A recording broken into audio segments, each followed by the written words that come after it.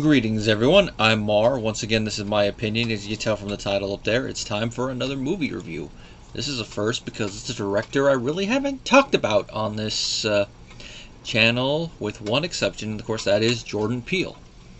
He's what many consider to be one of the modern day auteur directors, which if you don't know what an auteur is, it's a director where you usually know they're the ones that directed it even without having to look up because their stamp is on the film. Hitchcock's a good example, Spielberg's a good example, I would even say definitely Tim Burton's a good example of that, whether you like his films or not. And there are a lot of other directors you can usually tell, but those are usually the big ones. I don't know if I would call him it, because I haven't seen his previous two films he directed yet, but the only time I've mentioned him on the channel thus far is when I did a review of the Candyman 2021 teaser over a year ago. But he only produced and wrote that one, he didn't direct it, so that one it's more the tropes, not so much how the film is stylized. It's kind of like when you watch some of the films that Tarantino wrote but he didn't direct. You can tell his tropes are there and some of his stock stuff, but it's a little different because he's not the one directly behind the camera. Now, before I get too far into this video, which is a review of his latest film, Nope, just a reminder, if you want to support the channel, both the Patreon and PayPal links are down below. If you want to continuously support the channel, subscribe to the Patreon. You'll get access to videos early, and you'll also be able to suggest topics for future videos, such as reviews of pilot episodes, like the pilot for Home Improvement. I can't do the sound. If you want to do a one-off, go the PayPal route. Either way, your support is appreciated. Nope. Now, this is a sci-fi horror film that Peele did under his Monkeypaw Production banner, which I love that name. And it has quite a cast. It has Daniel, sorry if I mispronounced this name, Kaluuya, who has been in a film of his before, Keke Palmer, Yeun, Brandon Perea, Michael Wincott, Keith David in there, in a small role, amongst others, and so it's got a decent cast in there. And I'm looking at scanning up, the music was by Michael Abels, and cinematography by Hoyt van Hoytema, and it was released by Universal Pictures. Now, this is one of those horror films that doesn't really scare me, but since I've been watching horror films since I was a youth, it really doesn't, stuff doesn't really scare me as much. It might unnerve me a little bit, make me feel a little eh. But there's one exception in this scene, in this movie, and I will talk about it. For the most part, the whole concept does creep me out a bit, and I'm watching it like how one would a thriller. It doesn't mean someone else might not be scared by it. It's just how it is with me. Now, with this film, I didn't know if I was going to see it or not in theaters. I knew I wasn't going to watch it eventually because of how I've heard about his films. I was going to start watching his stuff eventually. It was one of my friends who wanted to go see it, like, oh yeah, we'll go see it together. We went and saw it together, and I enjoyed it. And I could say, honestly, after watching this, I am now more curious in watching Peele's previous films. I mean, he only produced it, but Black Klansman I'm definitely going to watch. Candyman 2021 I'm definitely going to watch, because this one's not going up yet. That will probably be a film I will watch and review for Monster Fest this year. And I'm going to try to do the Candyman trilogy ones, but that one might take a while. That might end up being the one I end up doing at the end of the month, since it's going to be a long one. Or I'll probably end up just doing two video essay ones, one at the beginning and then that one at the end, and then just the rest of them just do first watches where I'm just sitting like this in front of the camera. Us, I'll give that one. And then of course Get Out, which I got the Blu-ray in there. I got it on sale and I'm meaning to watch it. It's just one of those things like where my ADHD really kicks in, and I'm like, yeah, I don't know if I want to get there. Which a lot of times when that happens, I end up watching and liking it. I basically want to do this to me. Give myself a putazo so hard I'll bounce off the wall. Or just spin around in a circle like a cyclone. Now, I only saw the initial trailer for this, where you get the idea for the concept, but it's very loosey-goosey and doesn't give too much away other than like a couple shots to where out of context you're like, huh? But then when you finally watch the film, you're like, ah. Like the one of the girl that's disfigured. I was wondering about that, and then when I saw the film, I'm like, oh. Now, getting into the plot.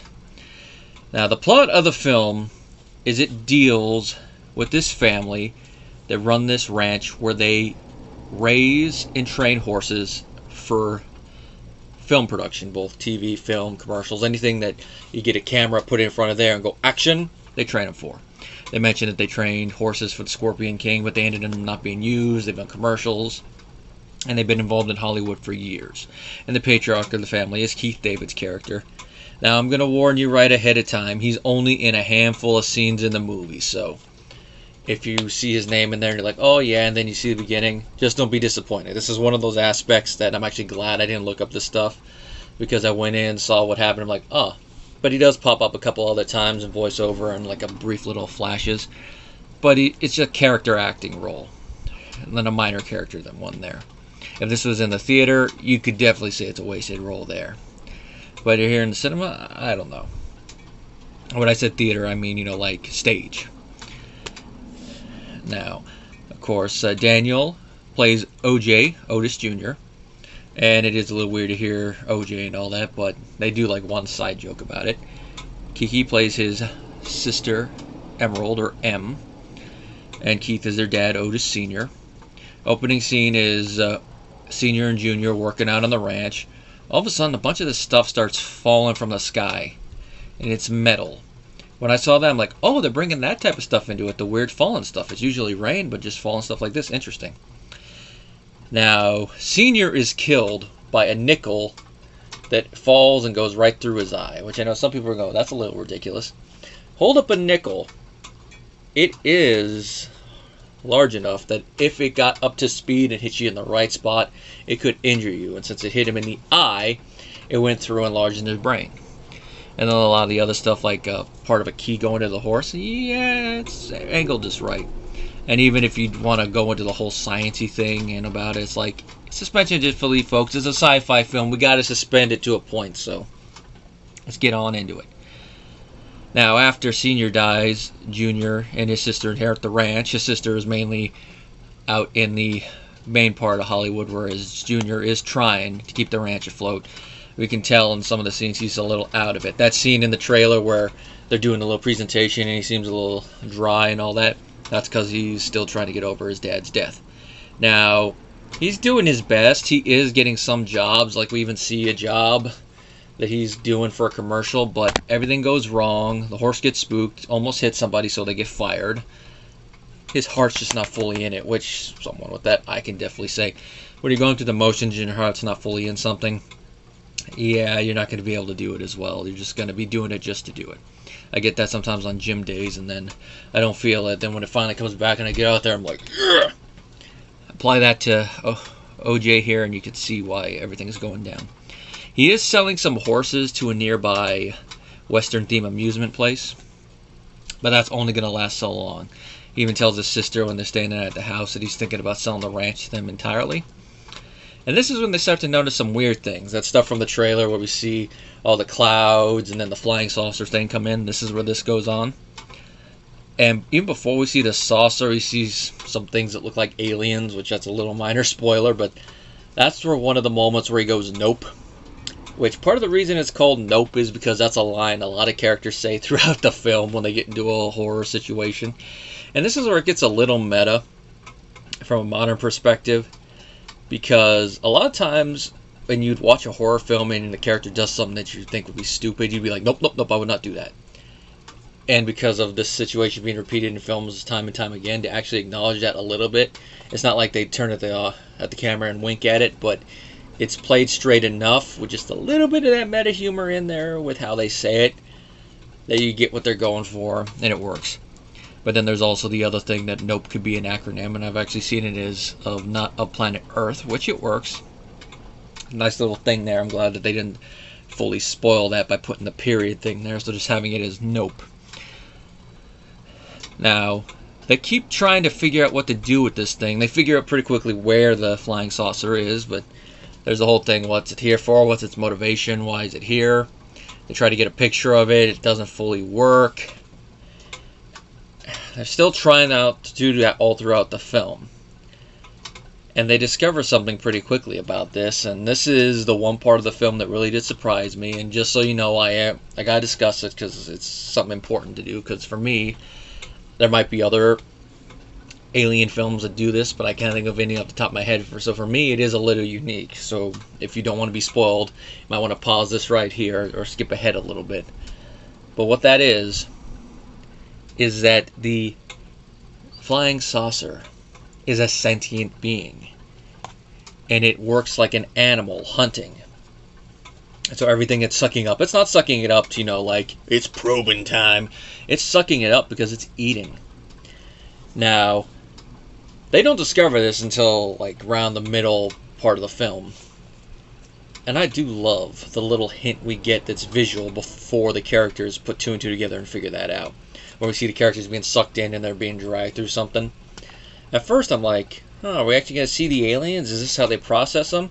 And then when they revealed that twist, I'm like, oh, that brings a whole new thing to that. That's not just that. That's its digestive thing. That's its whole, that's going down into the stomach and all that. That's interesting.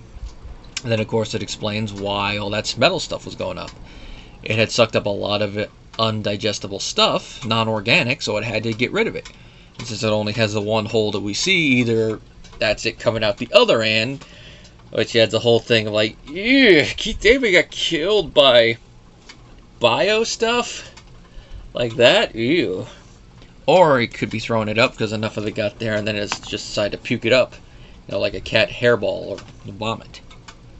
Once they figure out how this flying saucer works, and it is a very animalistic thing, that's when the characters put together a plan to not only get it on film finally, because it does do this weird thing involving electromagnetic stuff that causes a lot of electronics to not work, so they got to get old school with it, and I just love this little thing with the hand crank camera.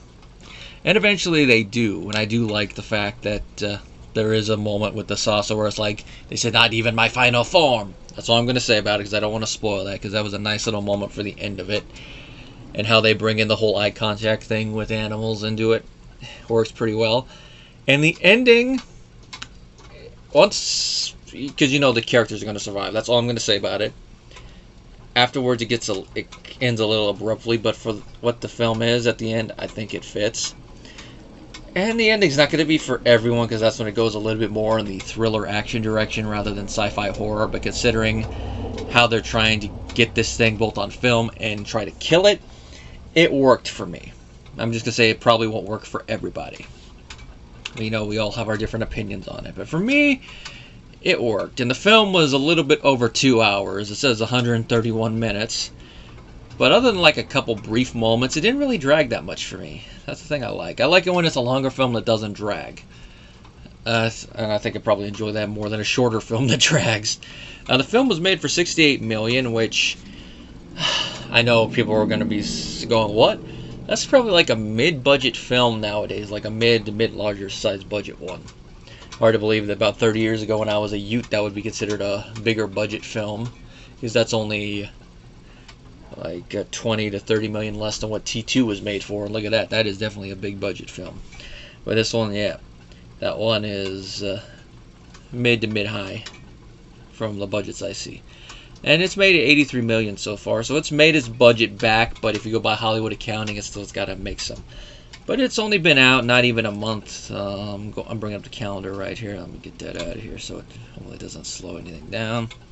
Because it was released on July 22nd all across the U.S., so it's been out almost 3 weeks, so that's not bad for a smaller film. If it was a Marvel film, that'd be a disappointment, or any of the other big ones like that, but for a film of this size, especially since it's coming from Universal, that's not too bad.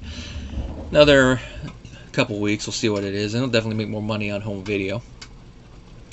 Now, I mentioned there's one part of the film that really did get under my skin, and that's going to be a moment I'm actually glad. There's another moment I'm actually glad I didn't look up any more of the marketing outside the normal trailer, because this part's not really hinted at in there, and that is the Gordy's home segment. Now this ties into the backstory of Steven Yeun's character, Ricky Park, who is a former child actor, and he owns the Jupiter's Claim Western theme, and it ties into the whole thing with some of the people he's working with getting taken by the saucer. And it kind of ties back into the whole animalistic nature of the creature. Now, apparently there was some marketing for this, and I found out after I watched the movie, so I'm going to clap and say it's a good thing I didn't look. where Gordy's Home was a sitcom he starred in as a child actor, which is in the 90s. Which, the fact that they're now switching the whole thing from the 80s to the 90s shows time's marching forward. They do that all the time in cinema where, for one point it'd be the 60s was 20 years ago, and that whole thing. It's one of those things that you start to feel a little older. We're all going to deal with it differently, of course. Now, Gordy's Home was a show that he starred on, and the co-star and titular character was a chimpanzee. Now, you can definitely tell it's someone in a motion capture suit. In the commercial itself, the chimp doesn't look that good. There's something uncanny valley about it, but that adds to the creepy vibe, especially since they authentically did capture both the sitcom look for the opening and the 80s into the 90s feel of it. So, as somebody that loves older sitcoms, I'm doing a whole review series on Everybody Loves Raymond, so I gotta like at least some older sitcoms. I do appreciate they went that extra mile. And for the scene on the Gordy's Home set, they really did capture that sitcom-y vibe of the set. And there, Gordy looks a lot better, but that's because we're not seeing him full up, especially since it's filmed in POV shots for times. Now, what happened is that on the set one day, they're filming a birthday episode. The Gordy chimp goes wild and attacks and maims 3 of his co-stars after being startled by the pop of a helium balloon. Everyone goes off. Now, Ricky hides under the table, which is his hiding spot on the show, and the chimp starts to calm down and finds him, and he goes and approaches him. Ricky's freaking out a little bit, and Gordy extends his hand, because one of the things that their characters did was they fist bump, and that's actually shown in the Gordy's Home trailer. Now, right before they can, the authorities come in and they blast Gordy to Kingdom Come. Now, early on in the film, they talk about this, they mention it, and we see some of the memorabilia that Ricky still has of it. He talks about the fact that it was parodied on an episode of Saturday Night Live, which I could actually see Saturday Night Live in the universe of film doing something like this. We'd never see the skit, but the way they talk about it, I'm like, alright, I could see that. But it's later on in the film we actually do get to see the Gordy's Home Massacre, and I do love how they don't show the beginning of it. They show like when it's a little bit in after he's maimed one of them, and the camera comes in from off stage. We hear the screaming, we go to the side, we see Gordy over a female body. Then we see the character that plays the dad, which I get Michael Gross and Family Times vibes from him, which adds to the whole sitcom feel. He's trying to calm him down and scold him, and Gordy goes at him like it's a challenge. Like, I think part of the reason for that is the fact he's supposed to be an average-sized guy. Which I know everybody that is going to come into the woodwork at this part and go, well, actually, and do a whole thing about chimps, just put it at the head. And right there. If it was like a larger guy, like my size or bigger, maybe Gordy would have come down a little bit, but maybe not, because with this one, it's hard to tell what about the balloon popping set him off. And they never really explain how old Gordy's supposed to be, because from what I understand, one of the major issues when chimps that are raised as pets attack is when they start to go through puberty. And they start to have all those hormones running through them, and then they attack. Here, it's hard to tell if Gordy's at that age yet, or if he just snapped like, well, I don't mean insensitive with this, but like someone that has PTSD when something triggers them and they go through it. A snap like that, and him being a wild animal, even though he is a primate and related to humans, and there's going to be some overlap there with behavior.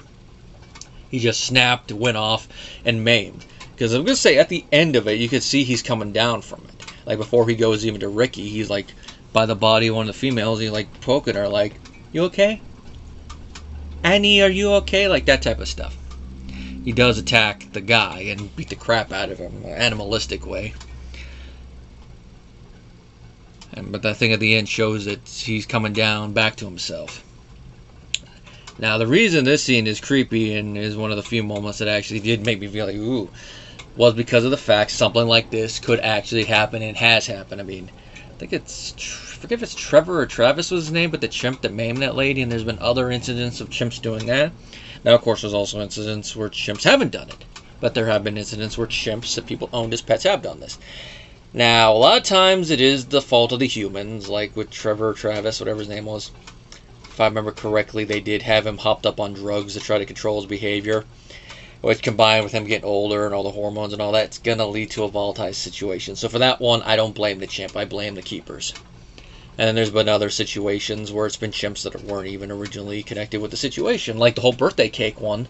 The chimps that mauled the person, those are not the chimp. That was not the owner's chimp.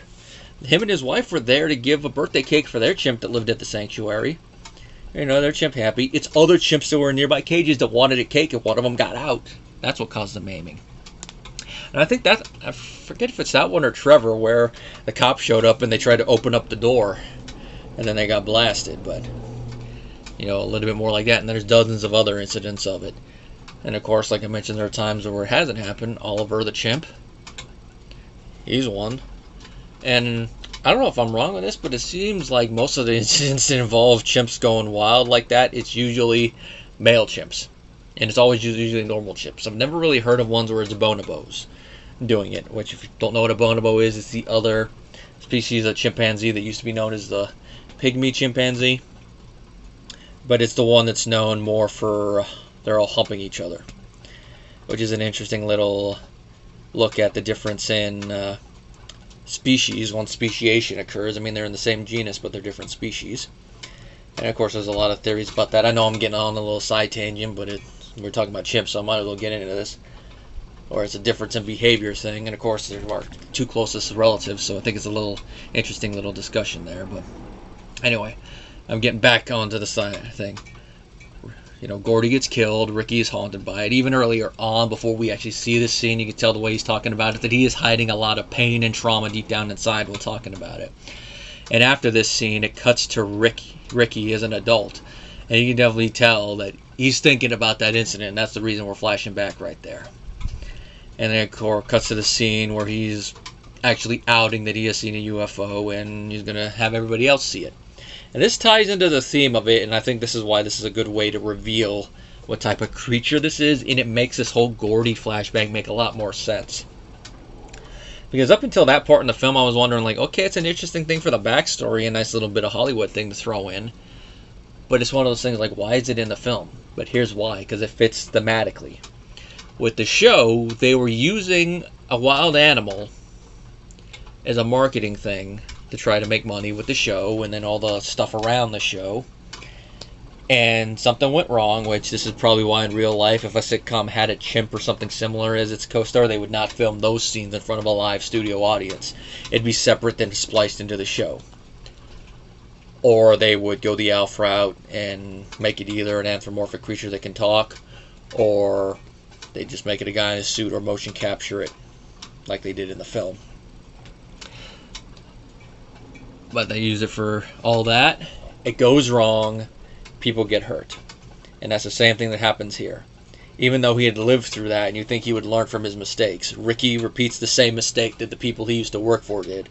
And then trying to use a wild creature that he knows nothing about. We know more about chimps than Ricky knows about this thing. He might think he knows about it, but he doesn't know anything. Just like with us, we might think we know a little bit about chimps, but when like that where it just flipped, either we don't know much about it, or you could say at least people handling him don't know as much about him.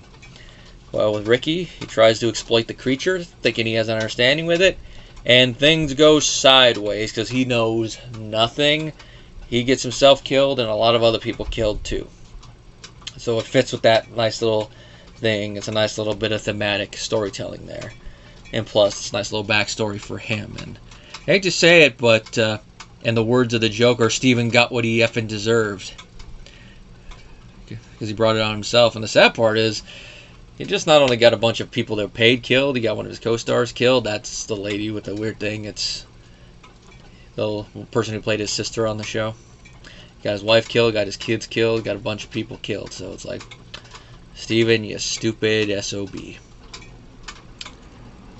Now, the acting is pretty good all around. I mean, I don't know if I see any of the people here winning Oscars. Maybe getting nominated for the Saturn, because those ones seem to be kinder to this genre film. Daniel, Keke, they did a pretty good job. I definitely believe them as brother and sister. You definitely believe Daniel is still trying to get over his dad's death, especially since he was right there, For the little bit he's in the film, Keith David does a good job. You definitely believe him as someone who's worked in the business for a long time, because Keith David has worked in the business for a long time, just in front of the camera instead of behind the camera. Steven does a good job as Ricky. You definitely believe he's somebody that is hiding a lot of trauma, sometimes brings it up and uses the energy from it to try to show different emotions, which is somebody with ADHD who masks a lot. I definitely can relate to and definitely see a lot of it, especially sometimes when you're just sitting by yourself where you're just like, but for different reasons. Jacob Kim, who plays young Ricky, I definitely believed him, you know, basically going through shock when he's on the set underneath the table, and then when Gordy's going that and all that part, which I know he's mainly covered up thanks to the motion capture, but I'm looking for the guy that plays him. Terry Notary is the one who plays Gordy as a motion capture. He did an excellent job, and everyone else that played it on there is good. And then of course the guy that played Angel, Brandon Perea, does a good job. I love his little dynamic with the siblings. But he becomes basically the third main character once he joins them after they get the camera. And all the other side actors, they do a good job for what little they're in the film. And like I mentioned, the budget's $68 million, and the special effects are pretty good, especially for the spaceship. That's where a lot of that special effects budget goes. And I do like that, other than a lot of part of the ending, we only see the UFO in bursts. Like when we first see it, it's nighttime, so it's shadowed a little bit, and then other times it's like brief little snippets of it. But then at the end, when we finally see it, we see it in all its glory, and it's like, oh yeah. And then it's a little final form thing. I do love that. And it makes the fact that the film opens with a Bible quote make a lot more sense. That's all I'm going to say about it. And if you're wondering what the Bible quote is, I will cast abominable filth upon you, make you vile, and make you a spectacle. Now, it's a weird little one, but in the context of the film, it works. I mean, I will cast filth, given what I've talked about with the alien. It goes without saying. Make you vile. Yeah, he's going to eat everybody. And make you a spectacle. That ties into the whole thing with Ricky and everything else involved with it, and the fact that they do prove its existence in the end. A little spoiler there, but it all makes sense by movie's end. It's one of those ones you're like, huh? And then like, oh, logical. Peele's direction is pretty good. I mean, he gets those good performances out of the actors. Him and the cinematographer shut the shots up pretty well. And there's a lot of moments where it's like, ah, this is definitely one of those films like, oh, it's one of those films I kind of wish I came up with. The other one being, of course, the El Royale that came out a couple years ago, which, that one, I don't remember my review of that still up on here. I'm going to have to re-review that one of these days. All in all, this is definitely a film that gets my recommendation. If you're a little hesitant because of the last couple films that Peele was involved with, you know, Us, of his three, that seems to be the one that people seem to rate the least amount because of how that film handles everything, which I have no comment on that because I haven't seen it yet. I've heard about it, but I haven't seen it. And then, of course, Candyman. Those last two ones are either love it or hate it ones, but we'll see about it when I actually do watch it. But if you like Get Out, I'd say definitely give this one a chance. Especially if you're a fan of sci-fi and horror films. You might be surprised, or you might be wondering, like, it's okay. But either way, it is definitely worth at least one watch. Till next time, guys.